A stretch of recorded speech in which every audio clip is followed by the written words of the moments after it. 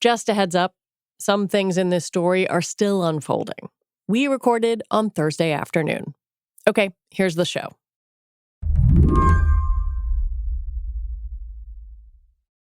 Can you just, take a minute and introduce yourself? Tell me who you are and what you do.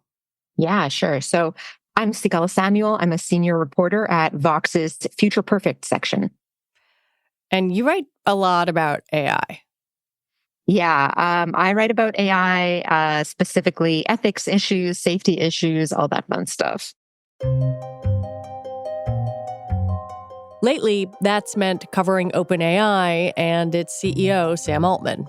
All right, so we're going to do something that's maybe a little cheesy, but we're going to do it anyway.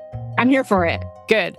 Okay, I want to play you 2 pieces of audio and then see if you can tell me what they are. Ooh. So here is the first one. Well, Rocky, you definitely have the I've been coding all night look down, which could actually work in your favor. Maybe just run a hand through your hair or lean into the bad cheating spine. Okay, do you recognize that? Do you know what it is? I think that's the souped up ChatGPT, which OpenAI will call GPT 4.0. Correct. Yes. OpenAI released GPT 4.0 last week to both enthusiastic reviews and some raised eyebrows because of how it sounded. Okay, and here comes the second piece of audio. Well, basically, I have intuition. I mean, the DNA of who I am is based on the millions of personalities of all the programmers who wrote me. But what makes me, me, is my ability to grow through my experiences. All right, I think that's actually Scarlett Johansson. That is actually Scarlett Johansson. Yes, yes. How alike do you think they sound? I think they're pretty alike. I don't think they're identical, but I think they're kind of alike in the intonation and in the breathiness, and almost sort of a tiny bit of vocal fry sometimes. Yeah, and maybe a little flirtation. Oh, a lot of flirtation. You know why I am asking you about these clips of audio, right? I'm going to go out on a limb and say maybe it has something to do with Scarlett Johansson coming out with a scathing statement against OpenAI, alleging that they basically copied her voice without her consent. Bingo, you win. Today on the show, is OpenAI's embarrassing own goal a warning sign of what's to come? I'm Lizzie O'Leary, and you're listening to What Next TBD, a show about technology, power, and how the future will be determined. Stick around.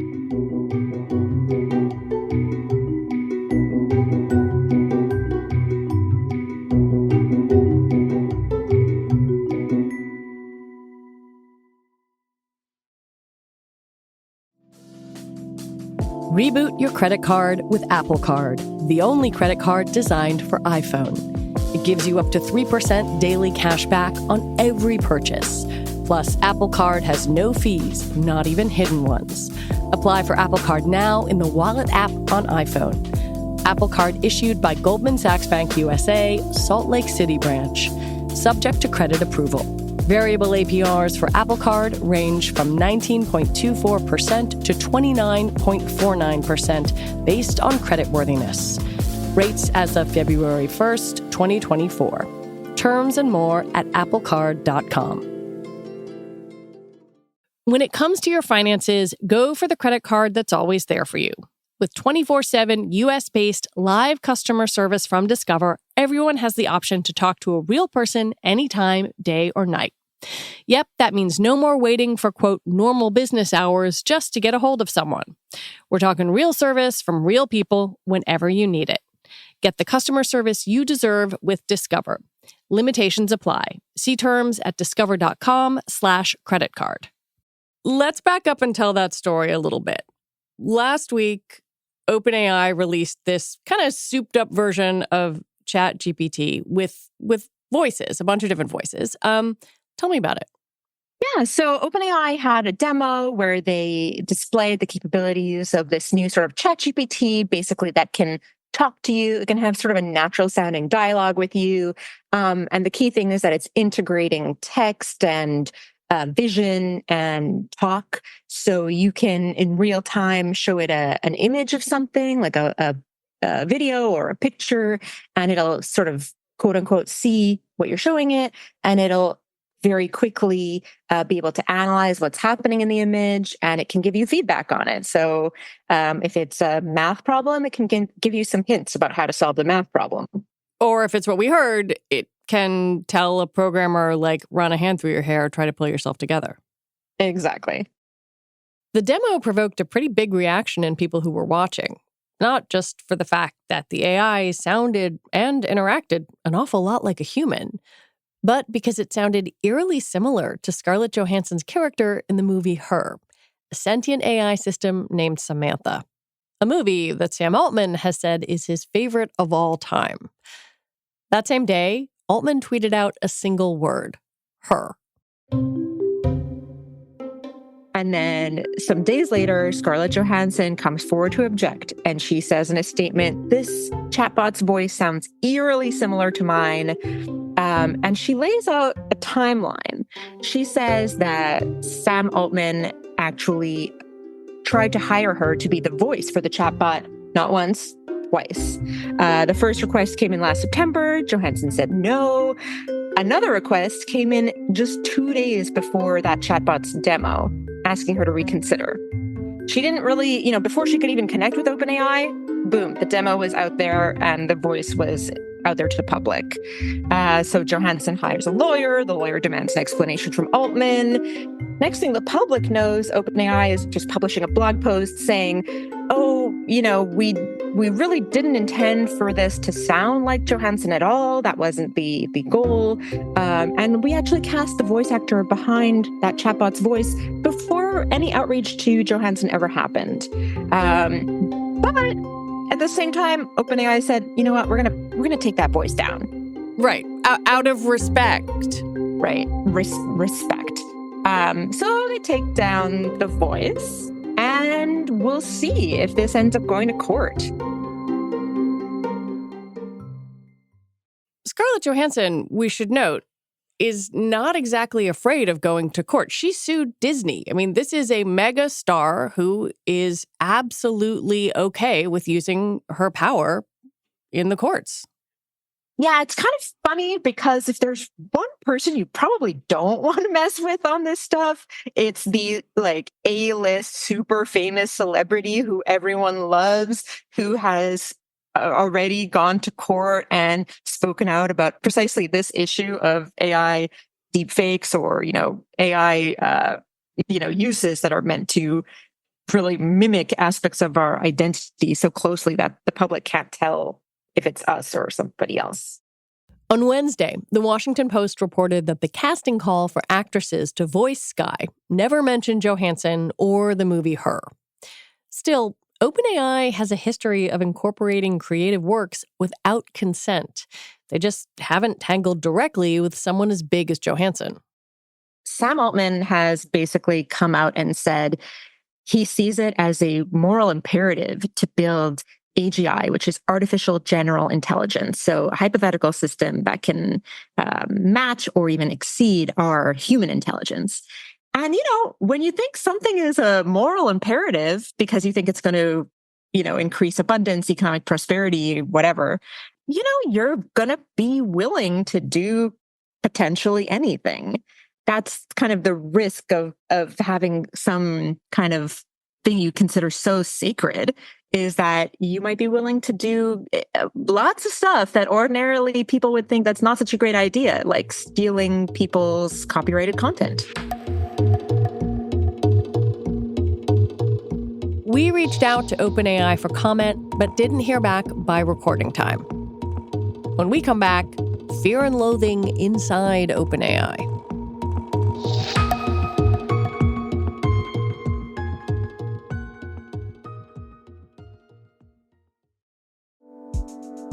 In 1978, gay people in California faced a dire threat.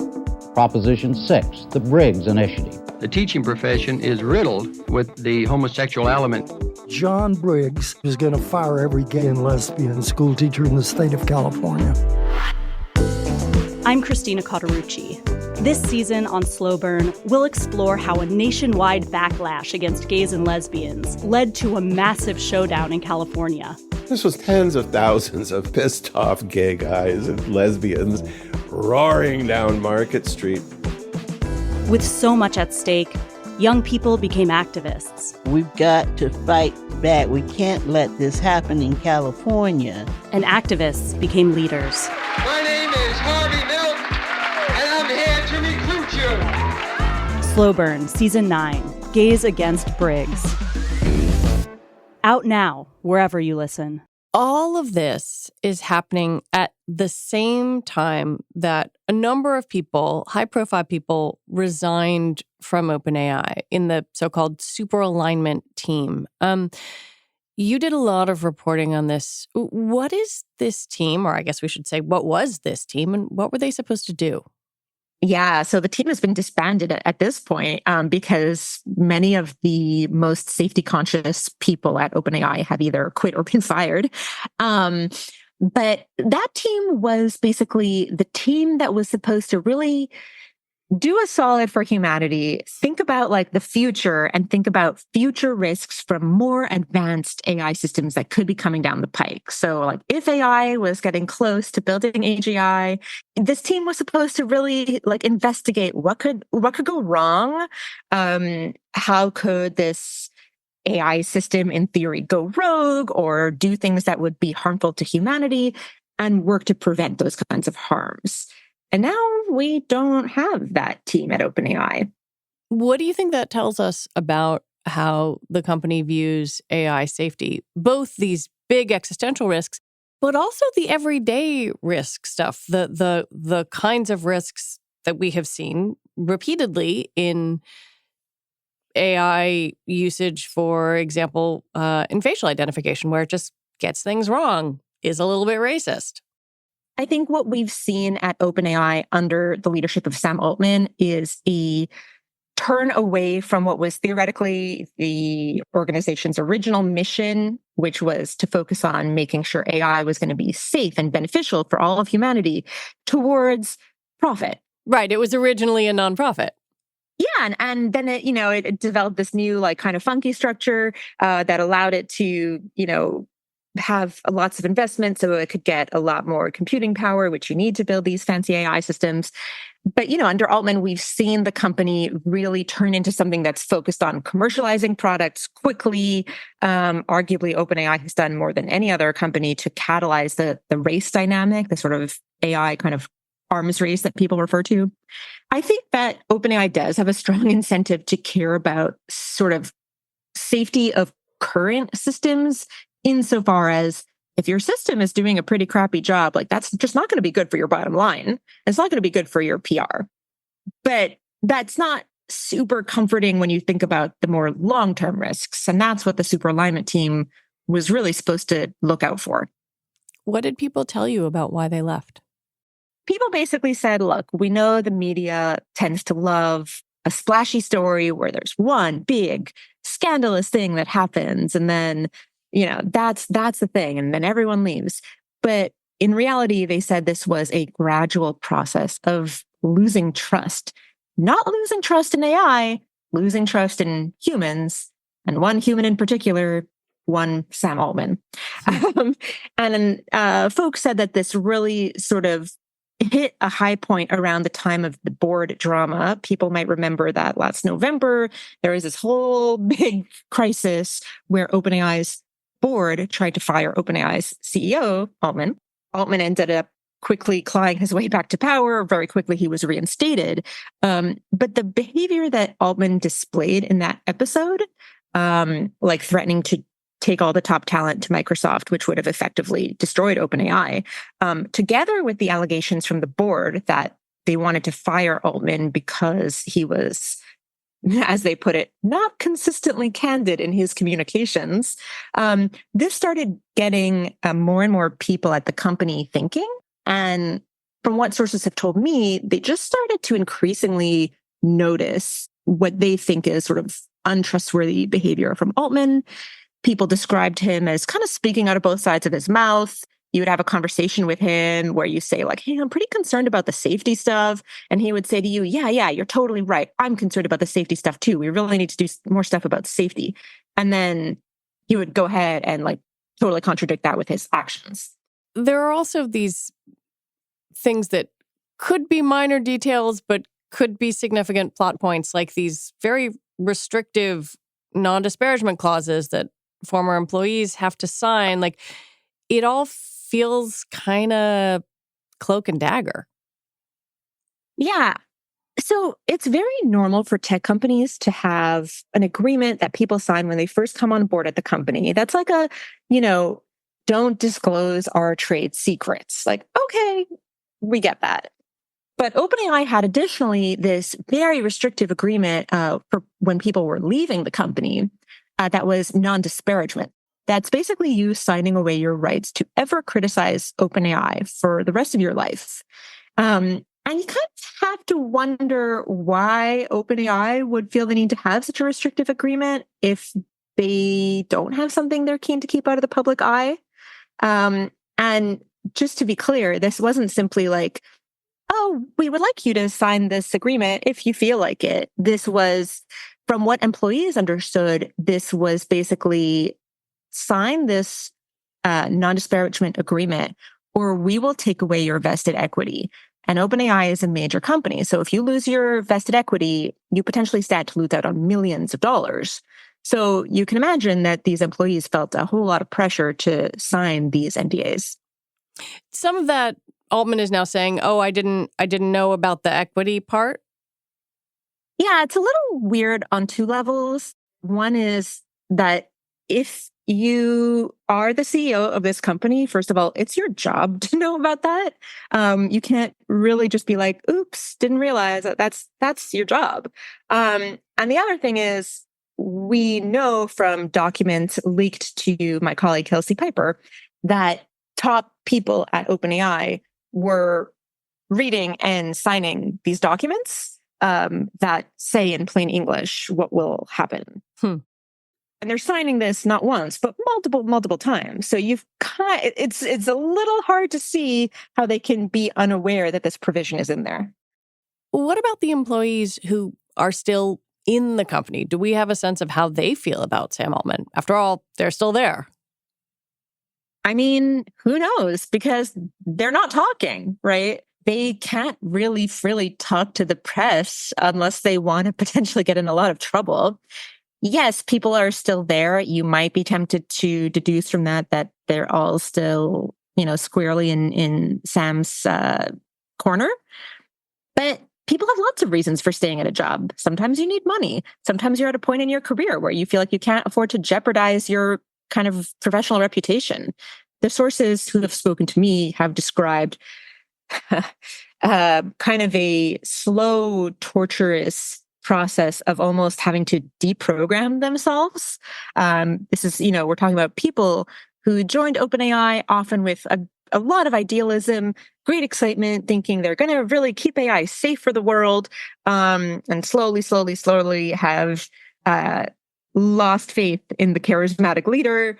And that can be personally painful and confusing. I want to talk about the public perception of Sam Altman because it has really rocketed around in the world of people who follow this over, I would say, a 7-month period of time. There was all of the drama about the board firing, and then he came back, and you had some employees saying, like, I'll do anything for Sam, and others sort of saying, he's an evil genius. And a lot of breathy media profiles of him.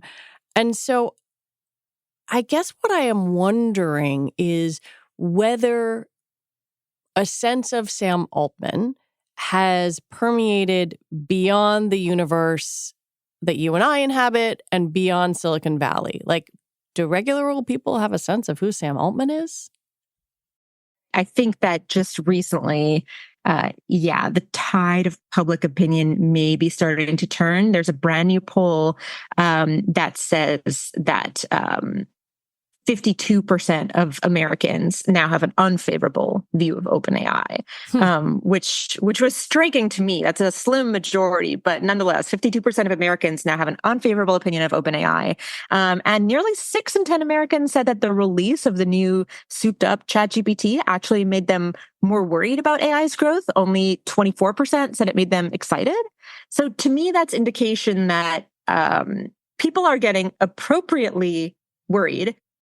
Meanwhile, Altman has cultivated a public persona that is part tech wonderkind and part meditative thinker worried about humanity. Altman is known for being an expert at playing the media, right? Working the press. OpenAI is really good at PR. They're really good at getting a message out there to reporters and having the reporters sometimes just accept it without asking questions. And then they put that out in the press. The public reads that and they are basically getting the PR statement from OpenAI and just believing that. And I would just encourage people to think critically and use your own mind. For example, about the Scarlett Johansson thing, right? Yeah. You see a guy who tells you his favorite sci-fi movie is Her, then releases a chatbot with a voice that sounds a lot like the voice from Her, then tweets the single word Her right after the release. What do you conclude? So that's my next question. Does this episode change the public perception of him, or even the perception of him in and around Silicon Valley? I think the perception has been gradually shifting over the past few months. I think in the past couple of weeks, there's just been an unbelievable number of unforced errors from OpenAI. There's been just a lot of scandal, right? The high profile departures of the safety employees, the Scarlett Johansson thing. And what's funny to me is that, for people who are kind of insiders to the whole AI story, it seems far more important on the surface that all these super safety conscious employees have quit. But what I actually think might be the major inflection point here in terms of changing public opinion is the ScarJo saga, because people care about ScarJo and it's very human. It's very relatable. No one wants to feel like their voice can just be cloned or their image taken from them without their consent. And if it could happen to her, it could happen to anybody. Yeah, it could happen to anyone. So I think there's more that there is to be done on this story. I doubt we've heard the last of it. I personally think that just because OpenAI says, look, we hired a different voice actor to voice that souped up ChatGPT, that does not necessarily mean that Scarlett Johansson's voice was never cloned internally for any purpose. And I have asked this to OpenAI. Was Scarlett Johansson's voice ever cloned internally for any purpose? That's a simple yes or no question. So far, OpenAI has kind of evaded that question. If the answer is no, it was never cloned, they should be able to just say no. Where do you think all of this leaves OpenAI right now? Because it's arguably the most important player in this AI arms race. I mean, I think there's still a lot of fanboys. I think there's a lot of tech pros. I think there's a lot of people who are still very excited about OpenAI, and including within the company, some people who are just very rah-rah about this mission to build AGI, and they've really just kind of bought it, hook, line, and sinker. I think that the public is rightly becoming a little more skeptical. And I think with the events of the past couple of weeks and all the revelations we've had, from the safety team being disbanded to the NDAs to the ScarJo drama, I think that where we're at now is just the burden of proof is really on OpenAI at this point to show the public why anyone should trust this company. Sigal Samuel, thank you so much for your reporting and for your time today. It's a pleasure. Thank you. Sigal Samuel is a senior reporter for Vox's Future Perfect section. And that is it for our show today. What Next TBD is produced by Evan Campbell, Patrick Fort, and Shayna Roth. Our show is edited by Paige Osborne. Alicia Montgomery is Vice President of Audio for Slate, and TBD is part of the larger What Next family. And if you like what we are doing here, the best way to support our work is to join Slate Plus. Just head on over to slate.com/whatnextplus to sign up. We'll be back on Sunday with an episode about why so many hospital systems keep getting hacked. I'm Lizzie O'Leary. Thanks for listening.